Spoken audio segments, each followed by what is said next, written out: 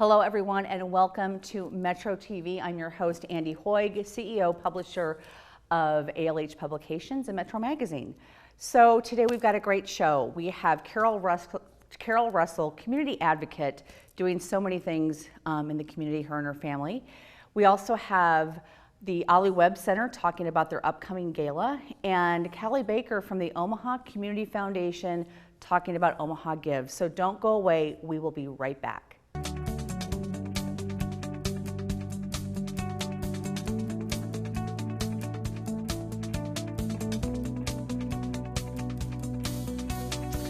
Welcome back. I am here with Callie Baker. She is the VP of Community Investment for the Omaha Community Foundation. Yes. And the big thing coming up, actually this is going to air on Tuesday, tomorrow, is Omaha Gives. Yes. So the 7th year. Thank you for joining me, Callie. Thanks for having me, Andy. You're welcome. So yeah, let's talk about Omaha Gives. 7th year. My gosh, I remember when this started. Yeah, you've been a part of it since day one, haven't you? I know. So what is Omaha Gives? Omaha Gives is, it's actually a year-round giving platform. However, the Wednesday before Memorial Day every year, we throw a big party, essentially. And it's a big celebration all about local nonprofits and really celebrates giving. And the minimum donation is $10, so really anybody can participate. And there are nearly 1,000 nonprofits participating this year. How many start? I want to go back to the beginning. So, why did this start? How did this come to be? I think we thought about this. We saw this happening in other communities, and we wanted to bring it to Omaha because when your $10 donation, a lot of times we have really good intentions. And you want to give. But sometimes it feels like that $10 donation, I don't know, does it make a difference? Well, on this day, it makes a big difference. So we wanted to reach as far and wide into the community as possible for giving and really create a day that celebrates nonprofits and celebrates the generosity in this community and really brings people together around giving. And then, of course, in today's world, we have a lot of things happening online. So really wanted to invest in that online giving piece. Well, and this has evolved. So how many nonprofits did you have the first year? About 300. Okay, all right. And it's slowly grown over the years. So 7th year, we're over 1,000. Is that what you just? Just under 1,000. Just under 1,000. Just under 1,000. But it has been amazing to watch this. So people, they actually can start giving ahead. I mean, they can give ahead of time. They could schedule a donation now. I think we always laugh that we're really immersed in the day, but people have busy lives, right? So in case you're worried that you may forget to give on May 22nd, you can log in right now and schedule a donation. Take some time to read about nonprofits. Maybe you'll find a new nonprofit that people haven't given to before. So. And you have nonprofits just across the board. Again, some of them that are well known, some of them that are not so well known. This is a way for them to reach out and connect with the community. And so the day itself, which is a lot of fun because if you're on Facebook and social media, you can kind of follow how much has been contributed. You have a lot of nonprofits have events as well. So we'll be posting those on our site. Do you have a list of those on your site? Actually, this year a new feature is the nonprofits have a tab and they have a list of events, and then we also have a list as well. So so that I know last year I went around to probably like 12 different events around the community, and it was just fun because they were all almost like open houses or open celebrations where you can come and learn about a nonprofit, but also there was like some fun thing going on. There's a block party this year. There's going to be a bike parade, a fun run. I think there could be a nonprofit that may have a very human-sized hamster ball type event. All right. So lots of fun to have out there at some great nonprofits. So let's talk a little bit about cheer pages. So that was new last year, right? This is the 3rd year. The third year. I think if you're on Facebook and you see all the Facebook fundraisers, we have a feature that's very similar called cheer pages, and that's what they are. They are if you want to get excited and cheer loudly for your favorite nonprofit, you can create a cheer page and then fundraise on behalf of that nonprofit and ask your friends, your family to give via social media, and it's been a great tool to really help. If you want to take it a step further than donation, create a cheer page for your favorite nonprofit. If you're really passionate about a certain nonprofit and you want to support that and have other people support it as well, are cheer pages just during the day, or is this all year round? Right now, they will be just for the day, but you can use them year round. So anything set up now will end after the event, but in June, if you want to come back, or really a lot of times during the giving season in November and December, that's a great time to set up a cheer page. So I'm just looking at my notes. We talked about how many nonprofits, really how this has evolved. I mean, let's talk about some of the numbers though. I mean, how like many people gave, and also not just so much the dollar amount, but how many different organizations that people were giving to. We have, last year, there were nearly 19,000 people that gave. And they made about 48,000 donations last year to raise $7.4 million. So that's a lot of small donations. We find that about 75% of the donations are $100 or less. So it's really kind of just the community coming together that really has a large impact. So I think that's great. So let's talk about, beyond the actual day, how people can give and utilize the website and give back, because it really is a 365 day a year, giving campaign. So any day of the year, you can visit Omaha Gives and make a donation to your favorite nonprofit. Sometimes if you just want to read about nonprofits, it actually kind of works like Google, right? You can search local nonprofits. One of the ways that we find it being used too is kids. If you want to help your kids find a nonprofit, I know I have a niece, and we search by music, by animals, and she finds nonprofits and reads about them and then decides to make donations. So it's a year-round, one-stop shopping place to find your favorite nonprofits. We talked about this months ago. Let's talk about kids for just a second. First of all, I think kids are getting more involved in the giving, and families are getting their children at a younger age more kind of involved in the giving process. And you're seeing that as well. Absolutely. And like you said, it's a great way for kids to kind of, I like animals, or I want to help children, or I want to help, my schoolmates. I mean, you're allowing the child to kind of, make that decision about where they want to, spend their allowance. And I think some kids also have like lemonade stands, and they raise money for different stuff. So last year we had a young girl. She sold lemonade during Berkshire Hathaway weekend, and the money that she made, she gave to nonprofits during Omaha Gives. Oh my gosh! Entrepreneur and very generous. Omaha loves the people like that. So I love that. And another thing that I've done in the past.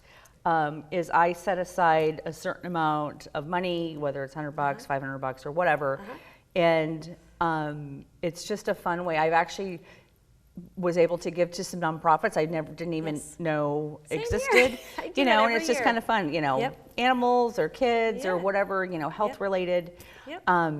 It's just kind of fun to connect with a nonprofit, and then they usually send a thank you, and then you just get to know about them. Yeah, you start that day with a donation, and then I find that I always find a reason to give to a nonprofit that I've never given before, often because my friends are talking about it or I read about them, and we have every year we have a few people that will give to 30 or 40 nonprofits that day, which is just incredible. And it might just for me, it might just be $10. So I got 20 nonprofits I'm going to give to this year, or 50, or whatever the number may be. So, all right, how can people, website, all that good stuff? It is omahagives.org, and you can visit any day of the year, but I hope everyone will visit it on May 22nd especially. All right. So. Kelly, thank you so much for coming on. Andy. And I look forward, to seeing what this year brings, and then to talk about, next year and how people can give throughout the year. So I look forward to seeing you out and about during Omaha Gives. It's a wonderful tradition. It is. All right. Thank you. And we will be right back.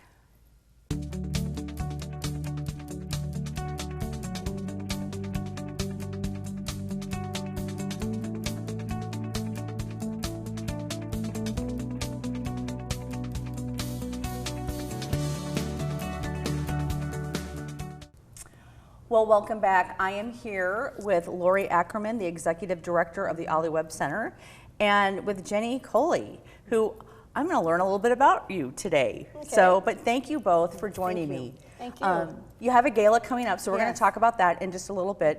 But Jenny, tell me a little bit about you. You're the receptionist, I understand. Yes, almost 10 years. Oh my gosh, almost 10 years. But you're involved in a lot of different programs. I am, yes. So tell me about that. I'm involved with Ultimate Life.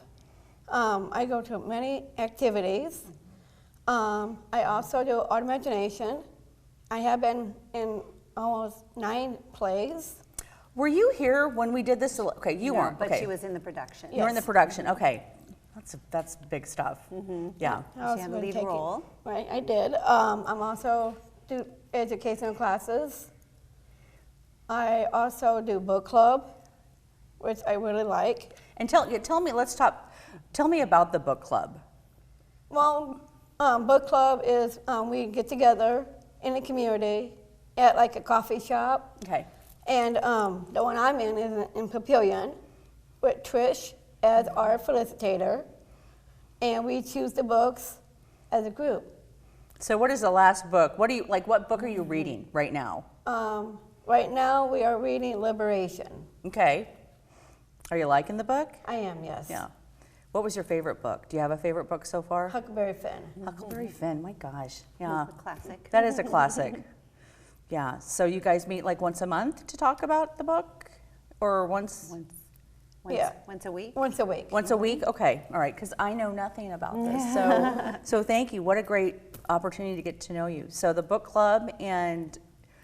I'm also involved in Special Olympics. Okay. What is your, do you have a sport? Swimming and bowling. Okay. I used to be a swimmer in high school. I actually swam year-round. What's your stroke? Freestyle. Okay. I was a butterflyer. Not a very good one, but I was a butterflyer, and I'm a freestyler too. So, what do you like most about Special Olympics? Just being involved and having friends that are part of Special Olympics with me. Yeah. And she's a good athlete too. Yeah. And so swimming and bowling. Bowling and golf. And golf. Wow. Those are all different. They all kind of use different parts of your body and also different parts of your brain. Right. For sure. It does, yes. For sure. How many years have you been doing Special Olympics? I started when I was, I'll say 6. Okay. Can I ask how old you are? I will be 40 next year. Okay. All right. Big 4-0. That's exciting. And then anything else? I live in Papillion. Yeah. And from 2016, for almost 3 years, I have residential come in and help out. She lives on her own. Okay. Yeah. Well, let's talk a little bit about the gala. Absolutely. So, and thank you for letting me get to know you better. You're welcome. I love meeting new people. So the gala, Yes. Ollie's Dream Gala, how many years? This will be the 14th. Wow, I can't I believe, know. my goodness. It's been a while. And Wow. You've been very supportive of it. Have you too. been involved all those years? I have. Okay. Yes. So I've known you For 14 years. 14 years. Absolutely. Yeah. So yes, so we're just excited because it's our biggest fundraiser of the year. Yes.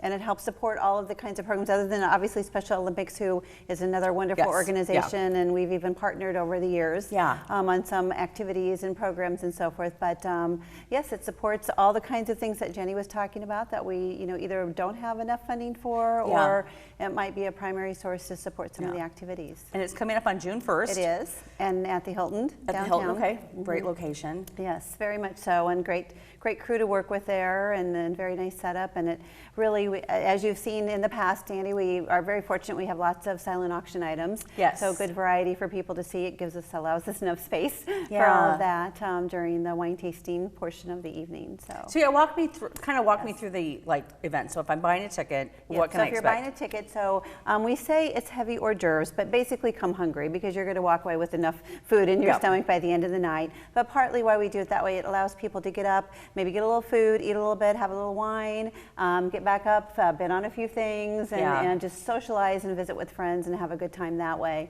So that's the first part of the evening. Then, of course, we go into a program. Jenny has been our featured speaker in years gone by. We have a new speaker this year. Taylor Hess will be speaking for us. And then we'll do a performance. Actually, for those folks who couldn't come to the White Gander last fall, they'll get a little snippet of that. And we'll talk about the new upcoming production that we'll have again this coming fall as well. So get to see that, and then we move into a live auction. And it's just a fun. Yes, it's just a fun night. It's a fun event. And as much as, you know, there's a lot of sit-down dinners, and I go to many of those, and they're just absolutely wonderful. Absolutely. But it is it's nice to just kind of come, eat, have a little drink, mingle, and chat with people and learn more about the our organization. programs and services. Absolutely. So, and we have lots of ambassadors that are helping us out, and Jenny, as just our staff person, has helped out with registrations for a number of years. Wonderful. Does a great job, and so one of the first welcoming faces when you come in. I love that. I love that. So let's go a little bit back to, so it's June 1st. How can people buy tickets? They can buy tickets on our website online. Certainly if they just, they can just call us and we can arrange, and a number of people have gotten either invitations or through their employers if they're sponsoring a table and so forth. But yes, the easiest way would just be to go online to our website, have a PayPal account, and they can purchase tickets that way. And, if we know in advance, we can get them in the night of as well. Absolutely. And just kind of last, as we're wrapping up, because I love learning about you, Jenny. We've got a minute or less. In addition to the event itself, how can people help? Oh, we have a number of volunteer activities throughout the year. And so, for example, the facilitators that Jenny spoke of, once they go through training, they're all volunteers. So if people have a love of reading and want to be involved in book club, they can contact us for that. We have other, our other big fundraiser for the year is Honey Sunday, so we get people who can help us. Is that November? That is November, the first Sunday of every November. So they can help out with that. And then we also just have a lot of other program activities too. We have a basketball league that we do in the fall and in the spring. We have a lot of other just activities that we connect with, and then we can always just use some volunteers at the center too. Absolutely. So again, a lot of this information on your website as well. Yes, absolutely. The website one more time. www.ollywebinc, all one word, .org. .org, and I know that's at the bottom of the screen. At the bottom of the screen. The two B's on web. And you guys have been in our giving guide, and you can go to spiritofomaha.com. You've got a wonderful. Thank you for that. You're welcome. Great profile about how people can help as well. Yes, we appreciate that. Lori, Jenny, thank you so much for coming on the show today. Thank you very much for this opportunity, and thank you for your support too. Yeah, you're so welcome. Appreciate that. And we will be right back. Thank you.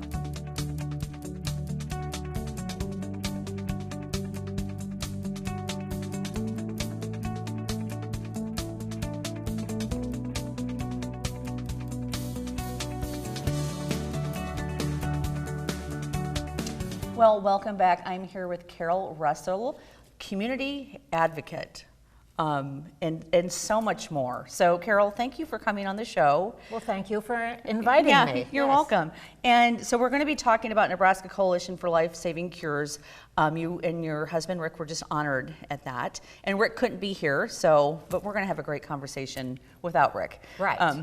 But let's just go back. I mean, I've known you for so many years. I mean, I've been doing the magazine for close to 30, but you and your family have been just so plugged into the community. So kind of go back to just a little bit of history about you. I mean, sure. Yeah. I grew up in a family. I consider ourselves middle class. Now it would be probably borderline poor. But both of my parents worked, but they were always helping people. So I grew up in a family where they were supporting neighbors, helping with tax, getting them to the doctor, those kinds of things. So that was the way I grew up, and Rick in a similar household. So it just always felt good. It was a thing to do. It's like you didn't even think about not doing it. Right. Yeah. It was helping your neighbors. Yeah. And you knew your neighbors. Yeah. Which is a little more difficult at this time. And when I graduated as a medical technologist, I started working at the Med Center, and I worked for the Nebraska's first pediatric oncologist for a number of years with his patients. And what I saw was acute lymphocytic leukemia, and we had a lot of patients with that disease. There was a 50% cure rate, so we were seeing a lot of children die. Wow. And now it's 90%, and that's due to research. So that's how, one, I got involved with Nebraska Coalition for Life-Saving Cures. But when we had our first child 44 years ago. Which one was Joel. Joel was the first, okay. Joel is our oldest son, and I decided to be a stay-at-home mom for a while, and that's when I started doing volunteer work. And so it's been 44 years where I've been active in the community. And I did squeeze my master's degree in there between Joel and Sarah. And then Mark came along, so you know, we have 3 children. Right. And but when Mark got older and I didn't need to be at home, I was doing volunteer work. Right. And I just want to say, so I want to give you a plug. So Joel, so Millard Lumber is the family business. The family business, and Joel heads it up. Okay. And Mark, our youngest son, also works there. Okay. But then I have to tout on our others. I know. And Sarah is CEO of the Omaha Community Foundation, so Omaha Gives. Yep. And I actually am having Callie will be on the show, is on the show today. So whether she's before or after this interview, I'm not quite sure in the lineup. But but yeah, so we're talking to her. About Omaha Community Foundation. Her husband works for the University of Nebraska Foundation. I have a daughter-in-law that works for the Hyder Family Foundation, and then I have a daughter-in-law who's a nurse. Okay. So, wow, you've got a pretty plugged in, active, impressive family. I mean, they're giving back in all different kinds of ways, and running companies, and because I know Millard Lumber does a lot to give back to the community as well. So let's just talk a little bit about this event, the Nebraska Coalition for Life-Saving Cures. You were honored a couple weeks ago. The couple that, you know. Well, we got involved, I think, because of my long-time experience with the organization. Right. I was one of the founding members. Really? Okay. And it was 19 years ago. Wow. And we came together because there was a kind of a movement of people who wanted to restrict stem cell research in Nebraska, and we were concerned that that might happen, and so we formed to encourage STEM classes, education in STEM, continued research, so that we could support the growing research community that we have here in Nebraska, and with the Med Center and Creighton and all of the. Oh my gosh, yeah. I mean, so many important institutions and entities coming together with this, and it's really important. So that's how you got involved. What are some of the programs? Well, they sponsor the science cafes along with the Med Center. Again, it's education about science. We sponsor science fairs for the high schools and college students. They come and present research projects that they've done, and we support them with scholarships and grant monies. Yeah. And I have to give a shout out to Dick Holland, who joined the organization in 2007 and was quite the supporter, and he was a wonderful philanthropist, but he just really believed in supporting medical research. Yeah, and he was honored a few years ago. Yes, he was, and his daughter Andy was also honored. Right. Yeah. But we were in good stead because other people were the Moores, who was chancellor of the Med Center.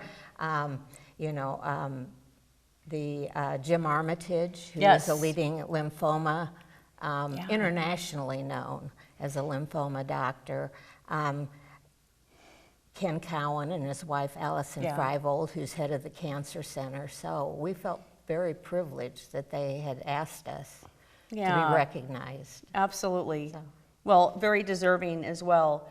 So Another question, what is the impact of research on Nebraska residents? Let's just talk about Nebraska residents. Well, impact is, one, they get cutting edge studies. Yeah. You know, the clinical trials that are going on here are immense, but also the economic impact that's brought in by the researchers and the people that they employ is really huge to support the tax base, to support all Nebraskans, whether they're healthy or not. Yeah.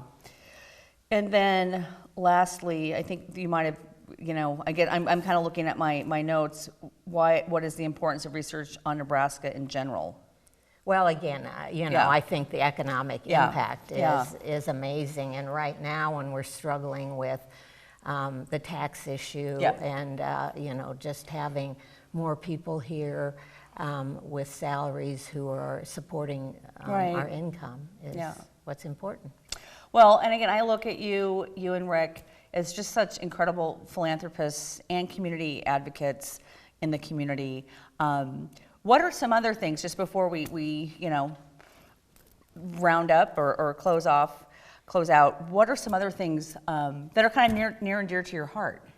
Well, as I've aged, my volunteer has transitioned from a lot of youth things when our children were little, and now it's social justice, social service, you know, just looking at the people in Omaha, and the Omaha Community Foundation has done a great job with their landscape study and looking at the needs of Nebraskans and just how we can support that. Yeah, absolutely. I mean, it's important to support what we're doing here in the community, and there's so many people that are doing that, and so I just want to thank you and Rick and your family for everything that you do. Well, thank you for highlighting it. Yeah, you're welcome. You're welcome.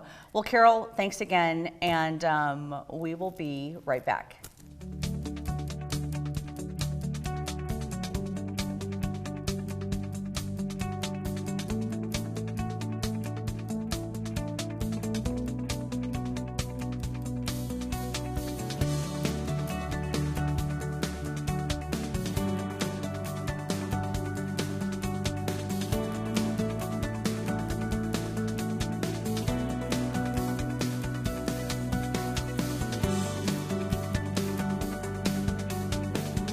Thank you so much for joining me today. Go to spiritofomaha.com if you want more information about Metro Magazine. Also visit us on Facebook, Metro Magazine, all one word. I look forward to seeing you back here next week.